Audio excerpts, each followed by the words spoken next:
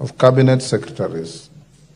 Honorable members, Standing Order 42.1 relating to message from the President provides that the Speaker shall read to the House any message from the President delivered to the Speaker for communication to the House.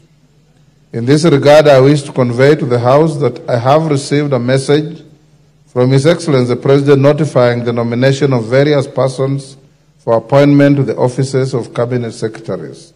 In the message, His Excellency the President conveys that in exercise of powers conferred on him by Articles 152(2) of the Constitution, as read together with Sections 3 and 5 of the Public Appointments Parliamentary Approval Act 2011, he nominates various persons for appointment to the aforementioned offices. For clarity, Article 152(2) of the Constitution states, and I quote, "The President shall nominate and with the approval of the National Assembly appoint Cabinet Secretaries." The names of persons submitted to this House for approval for appointment as Cabinet Secretaries are as follows. Honorable Professor Kithure Kindiki, EGH, Cabinet Secretary, Ministry of Interior and National Administration. Dr. Deborah Mulongo Barasa, Cabinet Secretary, Ministry of Health. Honorable Alice Wahome, EGH, Cabinet Secretary, Ministry of Lands, Public Works, Housing and Urban Development. Dr. Julius Migos Ogamba, Cabinet Secretary, Ministry of Education. Honorable Roslinda Soipan Tuya, EGH, Cabinet Secretary, Ministry of Defense. Dr. Andrew Mwihia Karanja, Cabinet Secretary, Ministry of Agriculture and Livestock Development. Order. Order. Order. On order. Honorable Rosalinda Soipan Tuya, AGH, Cabinet Secretary, Ministry of Defense. Dr. Andrew Mwihia Karanja, Cabinet Secretary, Ministry of Agriculture and Livestock Development. Order, honorable members. Order. Order. Honorable Aden Bare Duale, EGH, Cabinet Secretary, Minister of Environment, Climate Change and Forestry. Order. Mr. Order, honorable members. Order. Order. Order. I shall not repeat. Order. Honorable Eric Murithi Muuga, Cabinet Secretary, Minister of Water, Sanitation and Irrigation. Mr. Davis Chirchir, EGH, Cabinet Secretary, Minister of Roads and Transport. Dr. Margaret Nyambura Ndungu, Cabinet Secretary, Minister of Information, Communication and the Digital Economy. In view of the foregoing and pursuant to the provisions of Section 8 of the Public Appointments, order. Order. Order, honorable members. Order. Honorable members, in view of the foregoing and in pursuant the provisions of Section 8 of the Public Appointments Parliamentary Approval Act of 2011, as read together with the Standing Order 42.3, I hereby refer the message from the President together with the curriculum vitae of the nominees to the Committee on Appointments. Order, honorable members. Order. Order, honorable members. Can we listen to the communication? Honorable members, Section 8 of the Public Appointments Parliamentary Approval Act 2011 provides that unless otherwise provided in law, the committee to which such nomination is referred shall consider the matter and table a report in the House within 28 days. It is therefore imperative that the Committee on Appointments immediately commences the process of consideration of the nominees. The Committee on Appointments is expected to immediately notify the nominees and the general public, commence the necessary approval hearings, and table its report in the House soonest to enable the House to consider the nominees within the stipulated timelines. I thank you.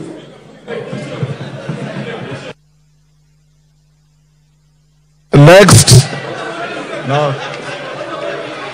Hakuna. Order.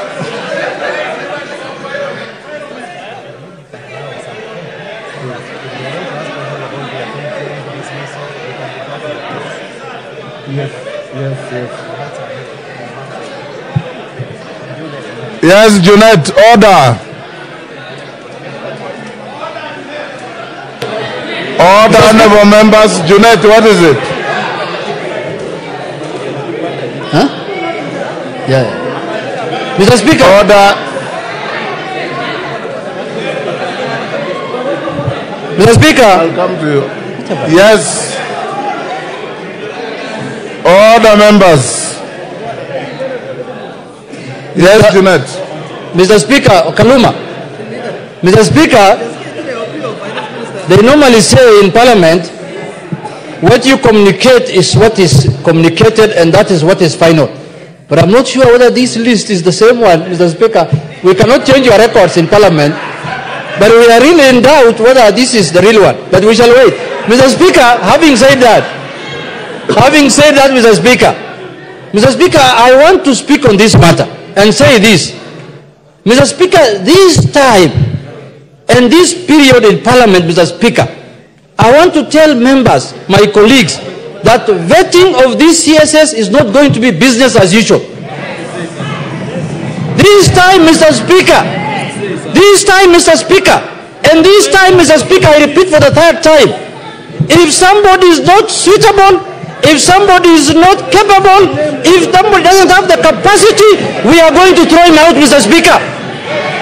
We must do justice to Kenyans, Mr. Speaker, and we must do our work properly this time, Mr. Speaker. Mr. Speaker, I participated in the vetting of the last years, Mr. Speaker. We know what people told us in that vetting, and we know there are people who have come back. If your records of net worth is not colluding or is not balancing, Mr. Speaker, just know we will throw you out of the window, not even the door. Mr. Speaker, the responsibility of making sure who is suitable and who meets the requirement of becoming a CS is vested in this House, Mr. Speaker, through the Parliamentary Approval Act.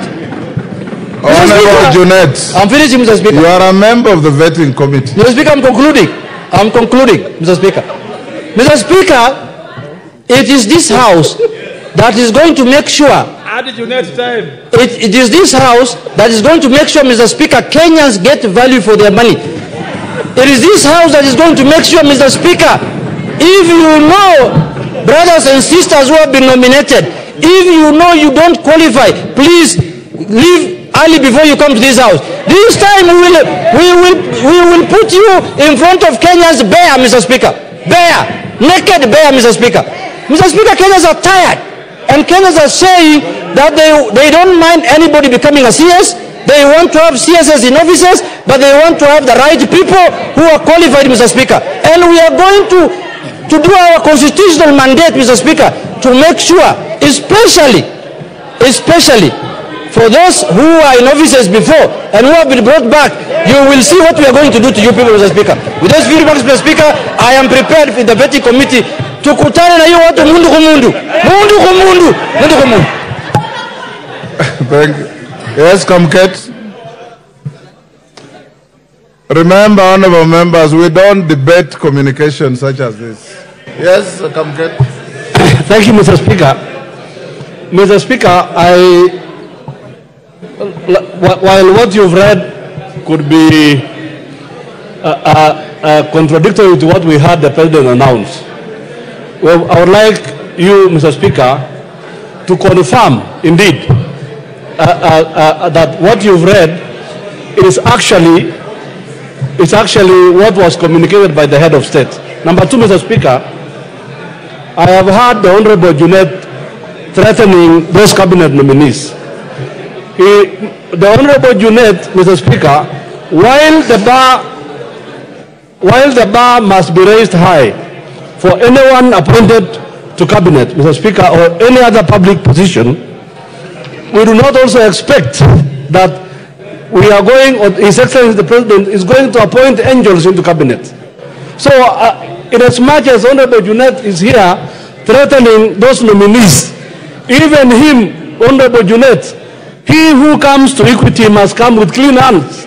And therefore, he must not stand here and threaten the careers of other Kenyans as if he's a very clean man. Even him, we know him also. Order. There is no motion against him here. Yes, Sunguli. Mr. Speaker, I want to thank you for the message that you have delivered, and I want to say that I'm sure that this time the list is very correct. And on behalf of the people of Narok, I want in advance to congratulate Honorable Soipan Tuya for coming back to a very important ministry. Order, Sunguli. Order. Soipan is not a minister yet. She's only proposed. Kiborek. Order. Order. Let's hear Honorable Kiborek. Thank you, Mr. Speaker.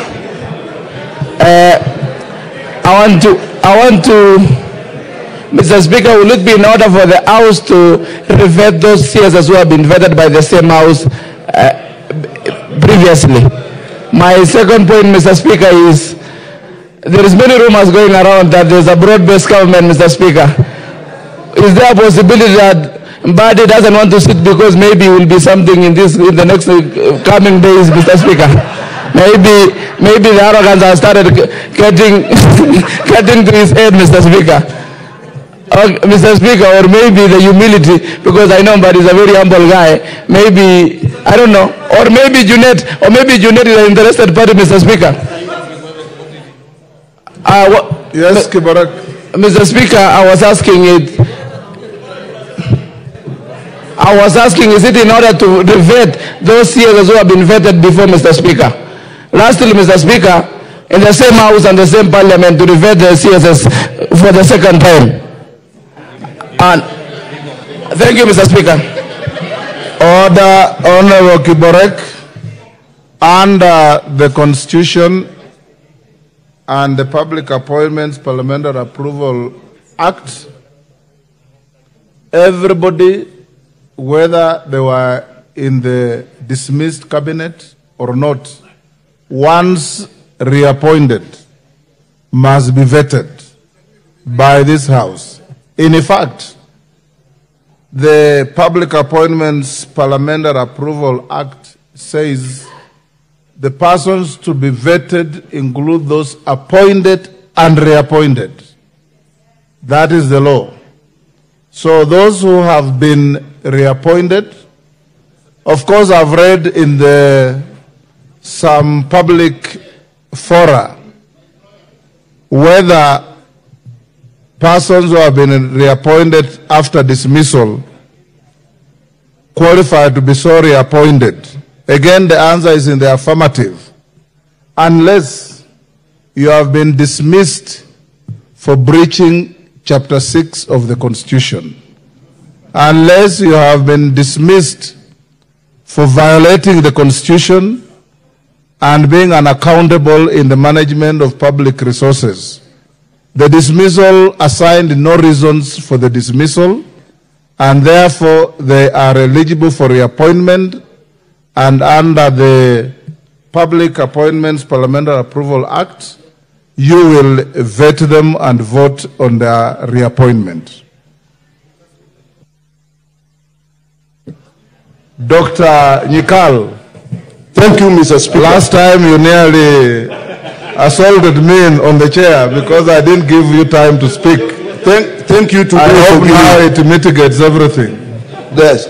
Mr. Speaker, what we are discussing is so important because it is actually the crux of the matter of what is happening in the country today. The ministers, the cabinet secretaries were dismissed from public pressure because due to public pressure, apparently, clearly, the public, going by what was happening, had actually lost confidence in the government. And when they invaded parliament, this was a loss of confidence and on parliament and its credibility.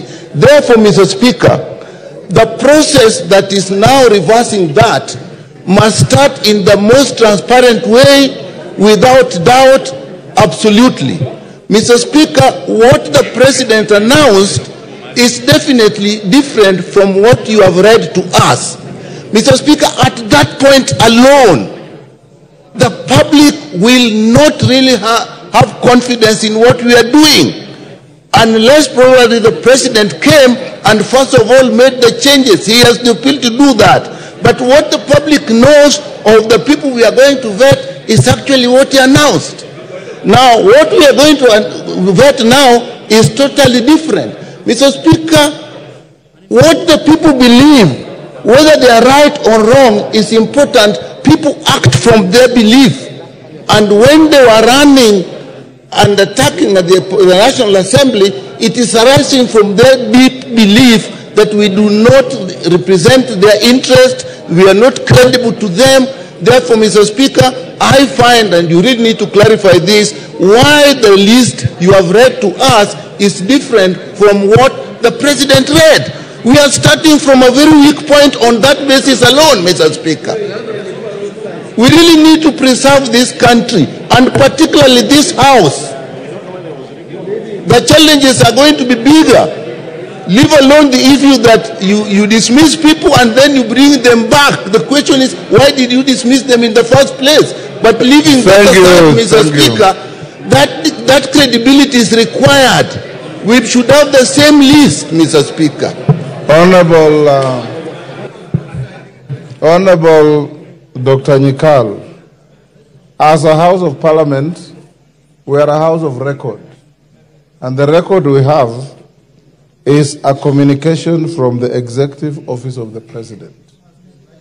And it must be in writing and signed by the President. And it is right here. That is the President's signature, you can see. And that is the communication letter from the Head of Public Service. The President, like anybody else, has the right to change his mind on what he has decided. What is important is the record that comes to this House. And the record that has arrived in this House is what I have read to you. Remember that nobody will become minister, one, until and unless the President has written to Parliament, two, until Parliament has sat in committee and vetted, and three, until the whole House has voted on the report of the vetting committee. That is what is important, Honorable Nyikal. We have had cases before where members were pronounced on media as having been appointed as ambassadors, and we have received communication that shows that they have been transposed from one station to another, and we have vetted them without question. In any case, the proposed names that I've read to you are not ministers until you pass in this House. So there's nothing inconsistent. Yes, Kaluma?